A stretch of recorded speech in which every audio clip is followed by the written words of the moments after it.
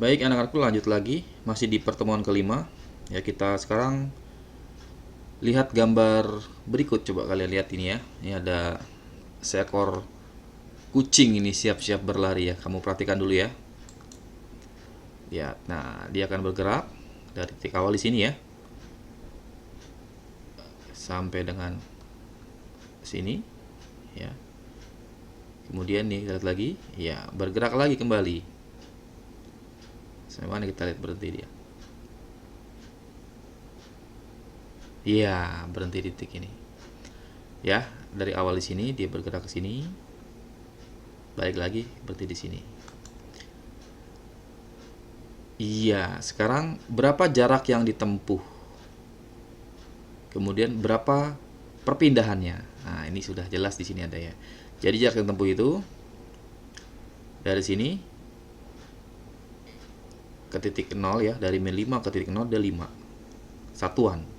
Dari 0 ke 5, 5 satuan. Dari 5 ke 0, 5 satuan lagi. Sehingga jarak tempuhnya si kucing ini 5 tambah 5 tambah 5 lagi sama dengan 15 satuan, atau kalau meter ya meter, sentimeter sentimeter. Jadi 15 satuan ya. Si kucing ini menempuh jarak 15 satuan. Nah, sekarang berapa perpindahannya? Ya, perpindahannya titik awalnya mana? Titik awalnya min 5, titik akhirnya 0. Jadi perpindahannya adalah titik akhir dikurang titik awal. 0 dikurang awalnya min 5. Jadi 5 meter, atau tinggal itu aja. 1, 2, 3, 4, 5.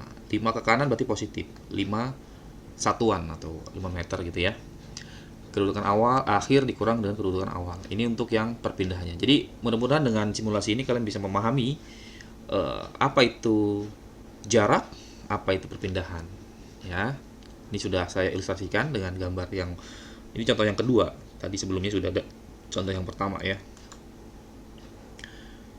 Nah, ada satu lagi deh. Ya, ini sekarang anjing nih. Kalau tadi kucing, sekarang anjing nih. Kita lihat. Oke, ya. Dia bergerak ke arah kiri.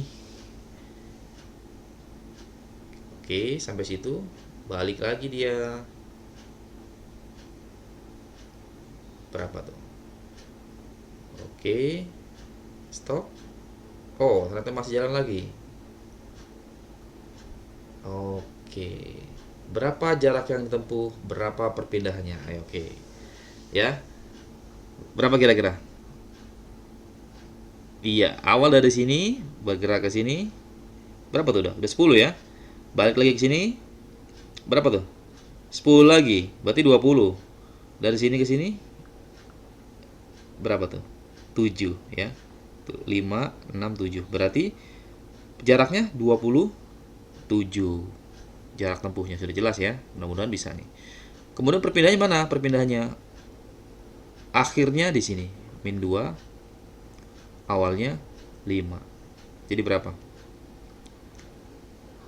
1, 2, 3, 4, 5, 6, 7 ya. 7, min 7 karena ini posisinya ke kiri. Ya, jarak yang tempuh 27, perpindahannya min 7. Oke. Ya, dari posisi 5 ke min 2. Min 1, min 2, min 3, min 4, min 5, min 6, min 7. Jaraknya 27, perpindahannya min 7. Oke. Kenapa kok harus ada nilai min, harus ada positif? Karena tadi kalau perpindahan ada besaran vektor. Jadi selain ada nilainya 7, dia ada arahnya. Berarti kalau negatif ini berarti arahnya ke kiri, kan gitu ya. Kalau dia positif berarti arahnya ke kanan. Jadi perpindahannya ke kiri, negatif, ke kanan, positif. Minnya bagaimana? Harus disertakan untuk perpindahan. Kecuali kalau jarak ya. Kalau jarak tinggal kita hitung saja berapa nih panjangnya ini. Jadi 10, 10, 7, jumlahkan sana 27. Oke, paham ya? Baik, kita masuk berikutnya, kecepatan dan kelajuan. Nah, ini bedanya apa? Jadi kalau kalian sudah memahami apa itu jarak, apa itu perpindahan. Nah, sekarang kita masuk ke apa itu kecepatan dan apa itu kelajuan. Sama nggak kira-kira? Sama nggak kira-kira? Ya, ya berbeda ya. Sama seperti yang tadi, yang tadi kita bahas, apa perpindahan itu posisi awal sampai posisi akhir kita lihat di mana. Kita tarik garis lurusnya itu. Sedangkan kalau jarak adalah panjang lintasan yang kita tempuh. Ya, berapa nih? Oh, lintasannya 10 meter, 20 meter, itu aja panjang lintasan. Tapi kalau perpindahan awalnya di mana, akhirnya di mana, tarik garis lurus. Nah, itu perpindahan. Nah, kecepatan dan kelajuan juga begitu. Walaupun ini satuannya sama ya, satunya sama nanti. Kan perpindahan satunya apa tadi? Perpindahan meter kan? Jarak satunya apa? Meter sama-sama. Waktu sekon. Yang ini juga sekon. Ya, meter per sekon sama. Ini meter per sekon sama. Ya. Tapi kalau kecepatan itu adalah perpindahan dibagi waktu. Sedangkan kelajuan adalah jarak dibagi waktu. Perpindahan persatuan waktu. Kalau kelajuan jarak persatuan waktu. Satuannya tetap sama, meter per sekon juga, ini meter per sekon juga, atau kilometer per jam misalnya, ini juga kilometer per jam. Gitu ya. Jadi ini perpindahan yang dibagi waktu, ini adalah jarak yang dibagi. Nanti kita lihat di contoh soal, mudah-mudahan kalian bisa paham ya bedanya kecepatan dengan kelajuan. Jadi yang kalau kalian lihat di sepeda motor itu ada speedometer, tahu ya, yang di motor. Kalau kalian naik motor tuh, itu kira-kira alat untuk mengukur kecepatan atau kelajuan kira-kira yang di sepeda motor atau yang di mobil lah. Tuh, iya, kelajuan atau speed. Ya, speedometer, namanya juga speedometer, speed atau kelajuan, jarak dibagi dengan waktu. Karena apa? Karena ya memang panjang lintasan yang ditempuh oleh kendaraan kamu ya, motor atau mobil itu. Beda dengan kecepatan. Kalau kecepatan awalnya di mana, akhirnya di mana, tarik garis lurus dibagi dengan waktu. Ya, bisa pahami ya, kelajuan itu berarti panjang lintasan yang kita tempuh atau jarak ya dibagi dengan waktu, sedangkan kecepatan adalah perpindahan. Sehingga tidak bisa kita gunakan alat ukur yang seperti ada pada sepeda motor atau mobil, karena itu untuk kelajuan, kan jarak yang ditempuh ya. Ya, kalau misalnya kecepatan bisa dihitung ketika awalnya posisi di mana, kita awal start ya dari rumah kamu ke sekolah misalnya. Itu bukan panjang apa namanya, kalau ditarik garis lurus 1 kilometer misalnya. Waktu tempuhnya 1 jam. Ya berarti 1 kilometer 1 jam misalnya kalau kamu jalannya lambat ya. Begitu ya. Itu kecepatan. Tapi kalau kelajuan kan kamu belok-belok tuh dari rumah ke sekolah, pasti belok kiri, belok kanan dan seterusnya, di tanjakan, turunan kan gitu ya. Itu panjang lintasnya berapa? Bagi dengan waktunya sama 1 jam. Nah, berarti kelajuannya itu ya jaraknya dibagi dengan waktu. Kecepatan perpindahan dibagi dengan waktu. Ya insya Allah mudah-mudahan bisa dipahami ya dengan beberapa contoh soal nanti berikut di pertemuan ke-6. Ini masih pertemuan ke-5 ya. Nanti di pertemuan ke-6 kita akan bahas beberapa contoh soal tentang GLB dan GLBB. Ya, ini untuk yang GLB ya, untuk S sama dengan V kali T. Ini apa? S jarak tempuh ya. Jarak tempuh satuannya meter sama dengan kelajuan dikali dengan waktu tempuh. S sama dengan V kali T. Bisa dibalik juga nih nanti. V sama dengan apa? S dibagi T. Tinggal pindah ruas aja. T sama dengan apa? S dibagi T. Kan gitu. S per T ya. Ini tinggal dibolak-balik aja nih untuk gerak lurus beraturan. Hanya ini saja untuk yang GLB ya.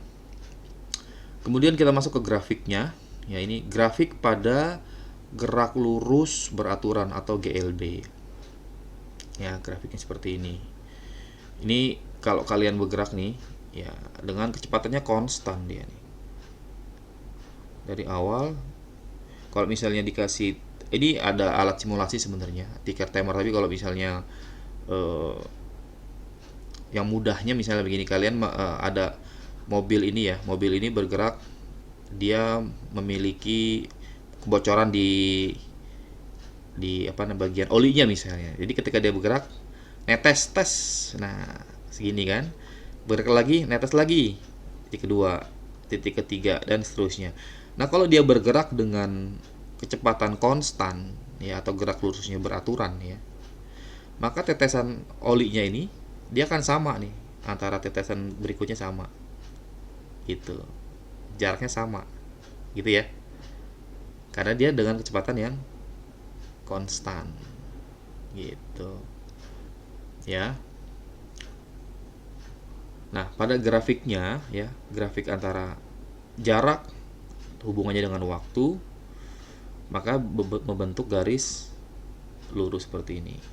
Nah, ini ciri-cirinya nih untuk grafik GLB atau gerak lurus beraturan, hubungan antara jarak dengan waktu. Ini garisnya lurus saja. Ini harus karena apa nih? Nanti di beberapa soal juga ada nih. Lurus seperti ini.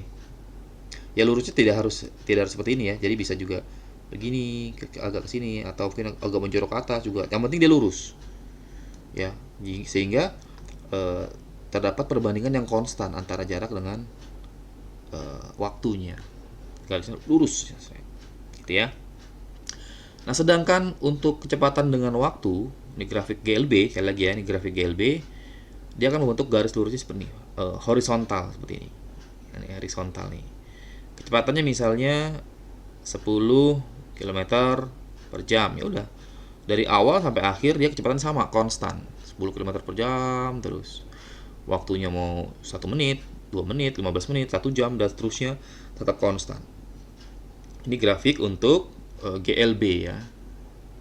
Perhatikan bedanya ya, untuk jarak persatuan waktu ini lurus seperti ini, tapi dia membentuk diagonal, sedangkan kecepatan terhadap waktu dia garis lurus seperti ini.